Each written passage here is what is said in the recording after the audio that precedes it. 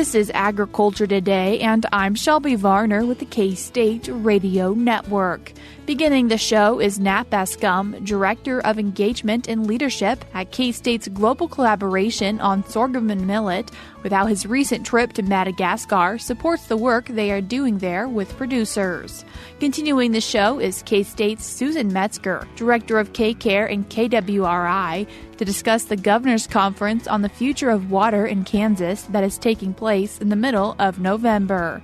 K-State Research and Extension Horticulture Agent for Riley County, Gregg Eyestone, completes the show with tips for dealing with all the leaves that are beginning to pile up. He also explains the benefits of conducting a soil test this fall. That and more is coming up ahead on Agriculture Today.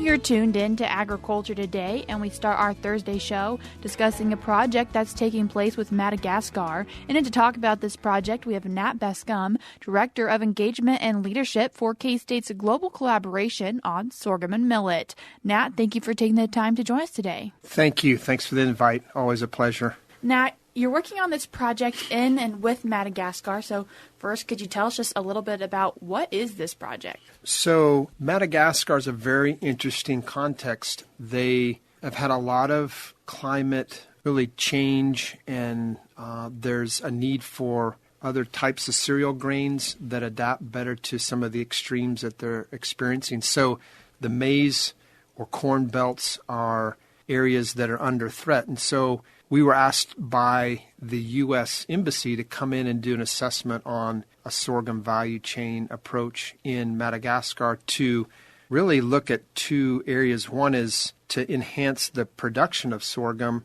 largely for that household level. So in many contexts in developing countries, probably 90-95% of the sorghum production is actually used at a household consumption level. It's part of the nutritional basket for families. So it's a real food security aspect. But in Madagascar also, there's large companies on the feed side who need to kind of replace corn with sorghum because of that drought issue and higher prices for maize. And so they're really looking at kind of a 25% exchange of corn to sorghum in those feed rations for the poultry feed industry. And so we're looking at those, how to respond to that. So we have a 2-year U.S. Agency for International Development funded project, and we're trying to leverage all our expertise, both here domestically as well as our international network, to bring to bear there in Madagascar. And part of your network here in the U.S. is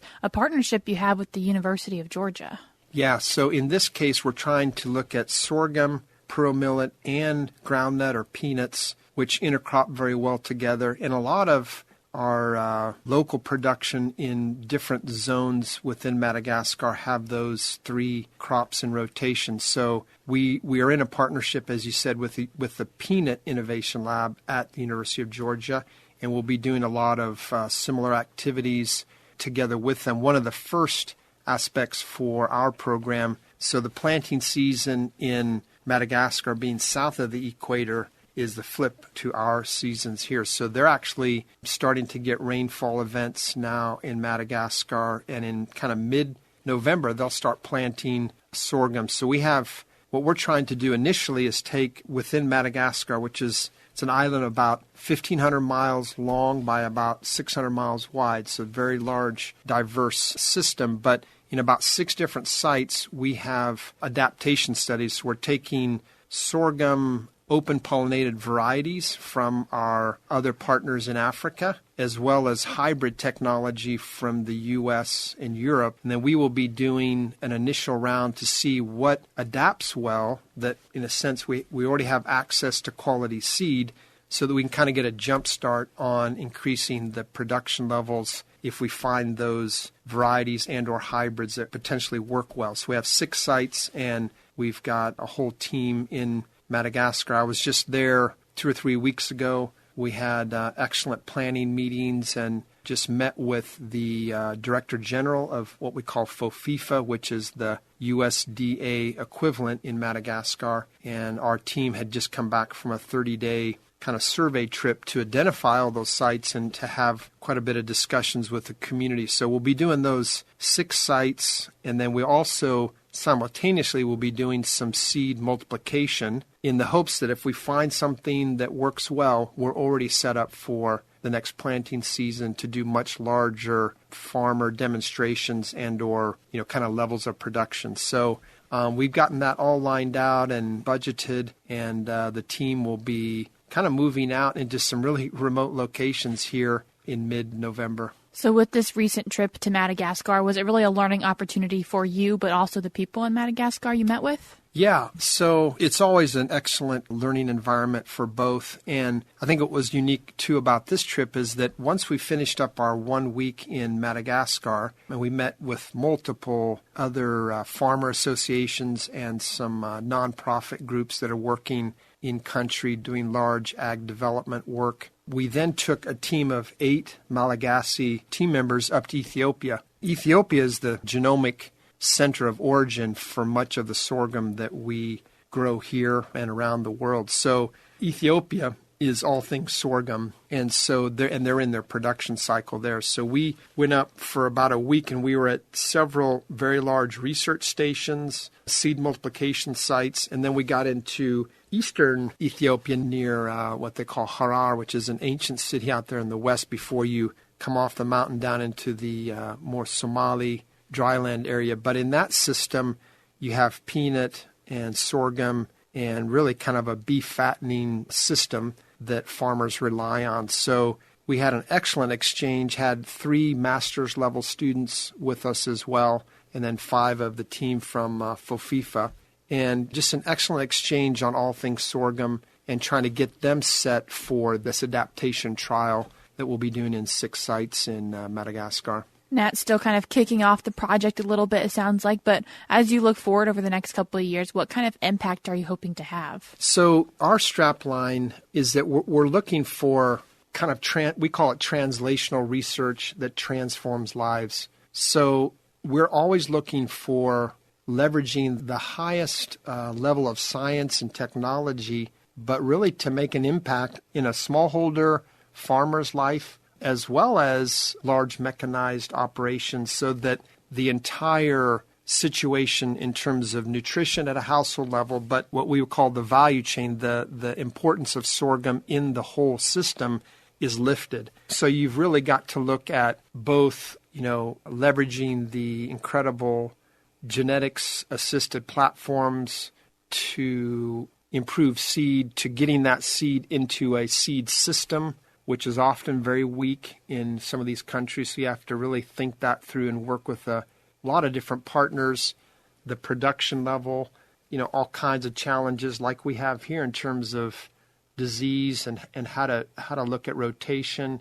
And then into that food product side, feed products for dairy and beef, and even the policy side. We're working quite closely with the Minister of Agriculture in terms of the type of taxation laws that we feel need to be addressed vis-a-vis inputs for sorghum system and sorghum seed in that country. So it's a whole approach, but with that, we want to, as we do here in the United States, lift the whole value chain for the betterment of everybody, nutritionally and economically, job creation, etc. And on the topic of lifting that value chain, in the future, there might be an opportunity for other experts to also go over and help with that. So within the U.S. Agency for National Development, there's a long-standing program called Farmer to Farmer. A lot of times they'll use an acronym F and then the number 2F, so Farmer to Farmer. And that's an interesting program. We've had a lot of people here at the university and in Kansas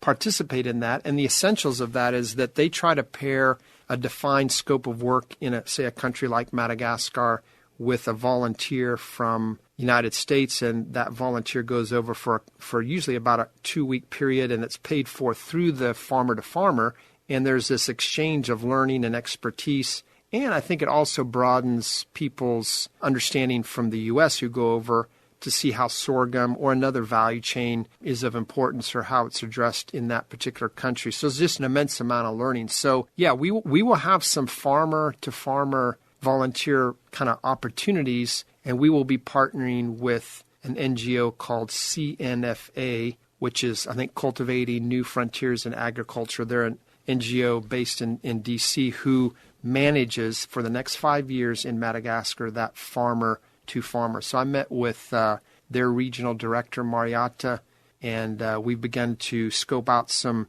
pretty specific situations, and we'll be in the new year kind of defining those and then reaching out to see how we can bridge. One of the, I think the interesting parts of that will be kind of a innovation learning center that's based at a large sorghum seed production unit that's a private entity that has a large, probably 3,000 or 4,000 acre farm, some of it irrigated, some not, that is tied into trying to bring small mechanized ag systems to bear in Madagascar. So you have a real breadth of type of systems in Madagascar, but that learning center will be kind of where we hub out of and try to bring more sorghum learning and science for the benefit of the Madagascar people. If people would like to find out more information about the project or other work you've been working on around it, where can they do that? Yeah, so our website, is probably, one key place to grab information. We're always putting up new information on our website. So that's, if you Google Global Collaboration on Sorghum and Millet, that'll bring you right to our website. You can also sign up for a newsletter that we put out every month. And definitely give me a call or email me at any time. Glad to talk things over or respond to emails about the work we're doing. That was Director of Engagement and Leadership at K-State's Global Collaboration on Sorghum and Millet, Nat Bascom. I will link the resources that he mentioned in today's show notes on agtoday.net. We're getting to a short break now, but we'll be back with more ahead.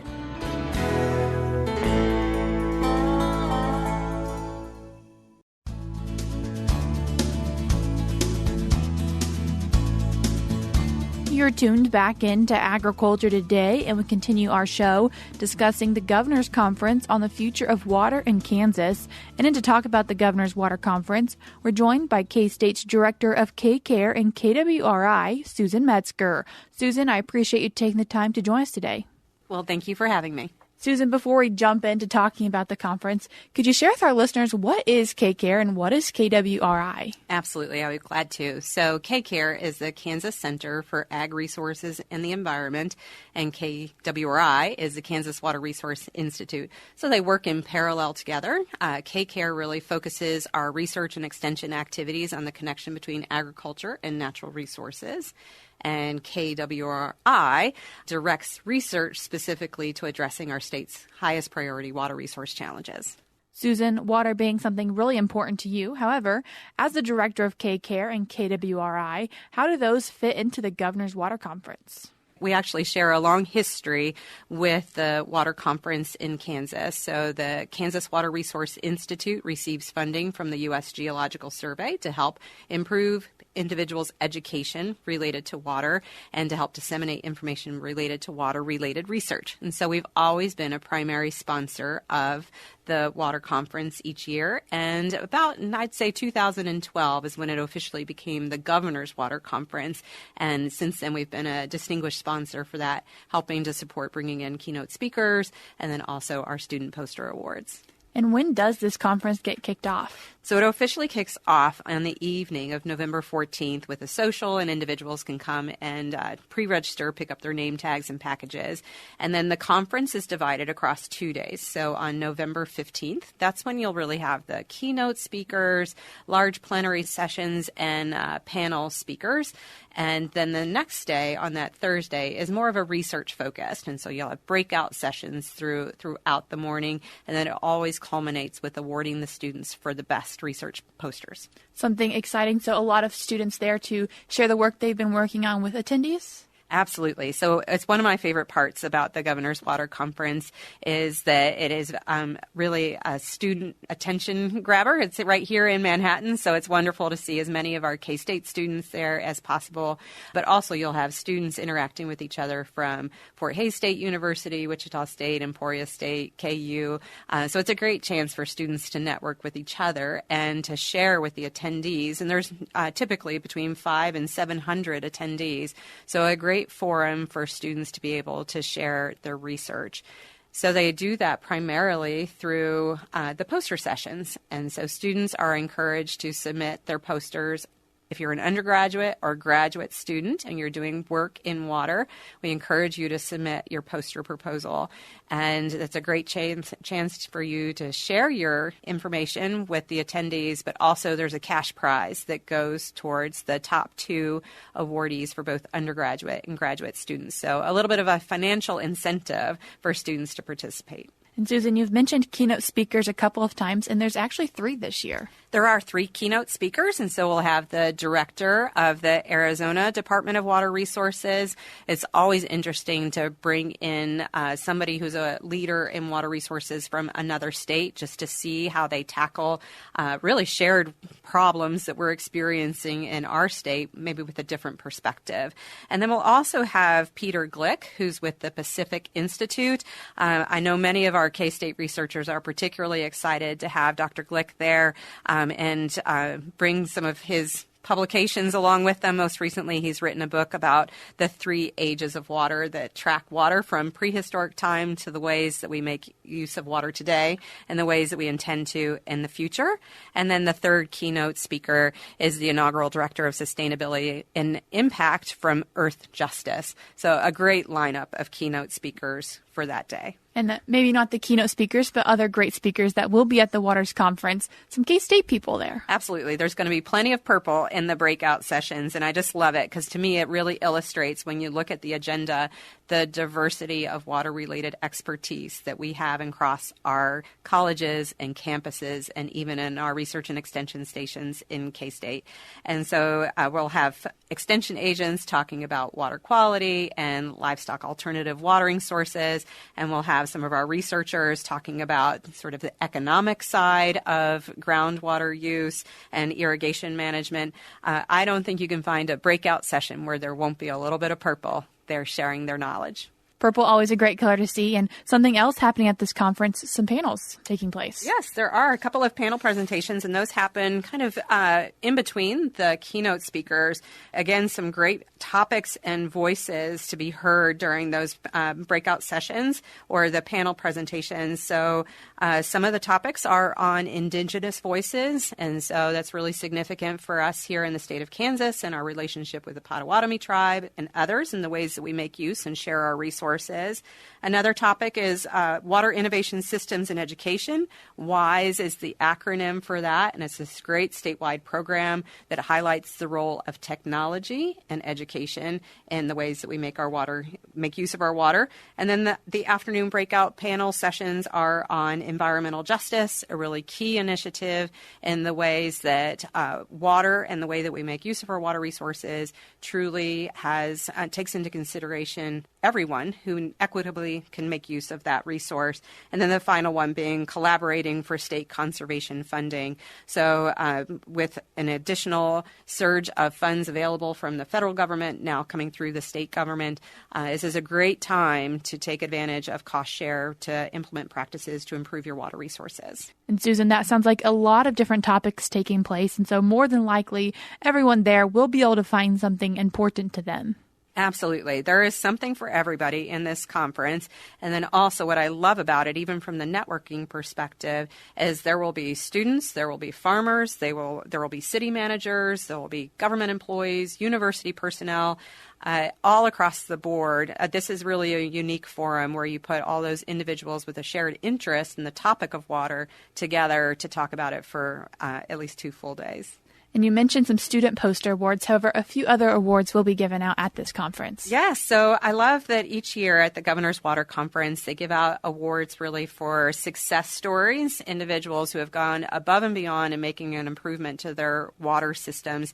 So one of the award recipients in the past was Ray Flickner with the Flickner Innovation Farm. The Flickner Innovation Farm partners with KCARE and K-State on a number of research projects. So we were super proud last year when he was one of the awardees. So that's always wonderful to see. And then each year they give away just one Water Legacy Award. And this is somebody who has truly dedicated their entire either career or livelihood towards advancing water resource quality or quantity. Susan, as we think about this year's water conference, why do you see it being something really important? Well, it's always important, but I love talking about water, so that goes without saying. So I think this year in particular, it's significant because you may have seen in the news that the governor has recently announced that she has appointed a special advisor to water. His name is Vijay Ramasamy. And so it just really demonstrates from the governor's level down how significant the topic of water is in the state of Kansas. And so I think that really is rallying some additional attention around the governor's water conference this year. And for people who would like to attend, what does registration look like? Sure. Registration is still open. You can register for the full conference, or you can select to just go to a day, and there's a different cost for that, and there's a different cost if you're a student as well, a little bit of a price break. So you can go to kwo.ks.gov, and all of the registration information is there. And Susan, just to remind people, taking place in the middle of November here in Manhattan? Yes, it is at the Manhattan Conference Center, which is connected to the Hilton Garden Inn Hotel in Manhattan, and it starts the night of November 14th and concludes on Thursday, November 16th. And Susan, as we wrap up today's conversation, you said you mentioned you love talking about water, and so what makes you excited about this year? Well, I think my favorite part about the Governor's Water Conference is the people. You know, I do love talking about water every day. I love surrounding myself on the topic of water and people with water. But to be in the same space for more than 2 days with several hundred people that share that passion and interest, that's my favorite part. Susan, I appreciate you coming on today and sharing with us some information about the upcoming Governor's Conference on the future of water in Kansas. Thank you. That was Susan Metzger, director of KCARE, which is the Kansas Center for Agricultural Resources and the Environment here at Kansas State University. She is also the director of KWRI, which is the Kansas Water Resources Institute, which is also at K-State. And she was discussing the upcoming Governor's Conference on the future of water in Kansas. This conference is taking place at the Hilton Garden Inn in Manhattan, Kansas. Registration is needed for this event, and if you're planning on going only on Wednesday or Thursday, it is $130. If you're planning on attending both days, it is $220. And if you're a student only attending one day, it is $40. However, as a student, if you're attending both days, it will be $60. You can find more information about this event and how to register for it by going to kwo.ks.gov. Again, that is kwo.ks.gov. I will put the link in today's show notes where you can find more information about this event and also look over the upcoming agenda. We're cutting to a short break now on Agriculture Today, but we'll be right back with more.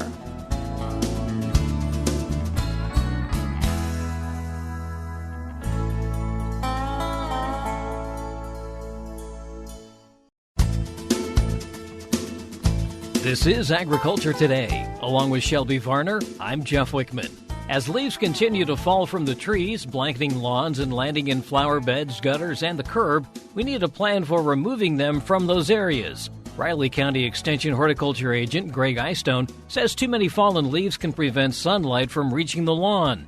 However, if they're mulched, they can provide much-needed nutrients to the lawn and garden. Greg, it seems like we always turn around and there's more leaves on the ground, and it especially happened over this last weekend. But there are some things that we need to think about in terms of leaves. It is important to get some of those off the lawn. It is. You want to have some sunlight reaching the plant tissues, particularly if we have a cool season lawn that's still kind of actively growing to a certain degree. So we do want to have some sunlight getting to those grass leaves.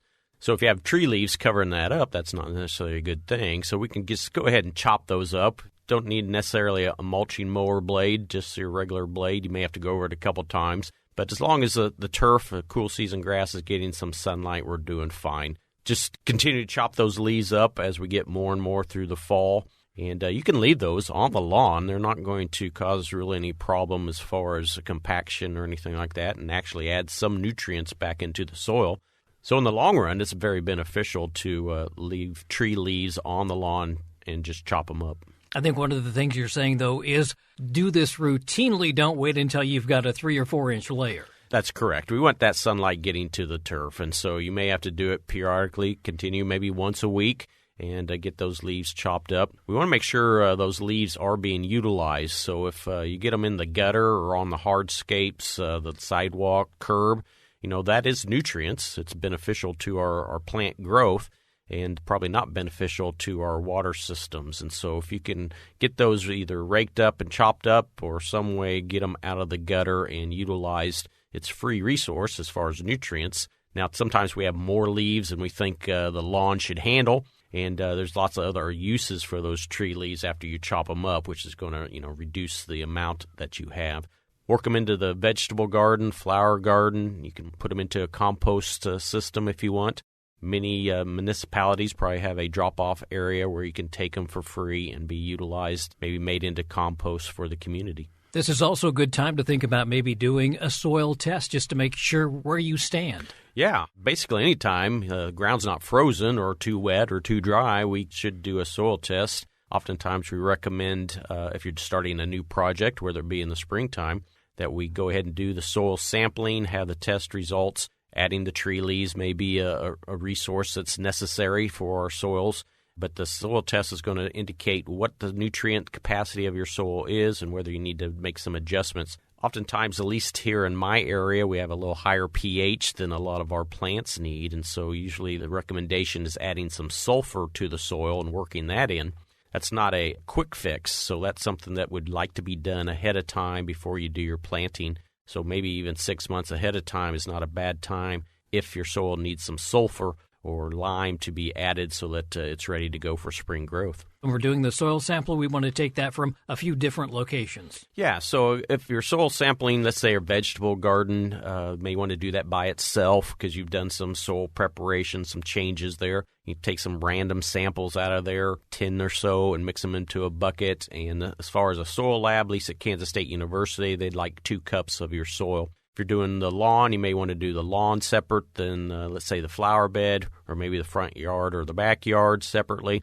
Or maybe if you think you have a trouble spot, then you would sample that particular location and maybe compare it with an area that's doing well to see if there's a soil issue or maybe it's some environmental stress. Is it easier to start with the extension office and have them send it in or do it yourself? I would really recommend you contact your local extension office to get the information on how to do it properly and how to package it. Many of the soil places will have different suggestions on how to gather it. And also there are some cost benefits by going through your local office as well. So check those all out. And also, if you've ever been to the K-State Soil Lab, they have technicians, they have lots of equipment, expensive equipment, and it's going to give you some very good results for your soil sampling. That's K-State Research and Extension Horticulture Agent for Riley County, Gregg Eyestone, with tips for removing fallen leaves and conducting a soil test. And that'll do it for this edition of Agriculture Today. For Shelby Varner, I'm Jeff Wickman. This is the K-State Radio Network.